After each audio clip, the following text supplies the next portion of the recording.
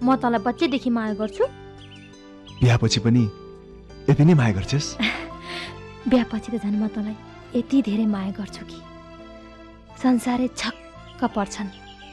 यति धेरै माया गर्दा अनि तेरो लोग्नी रिसाउँदैन? रिसाउँदैन।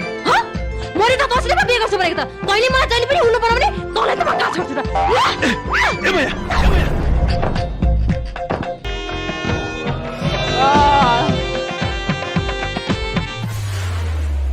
Very nice.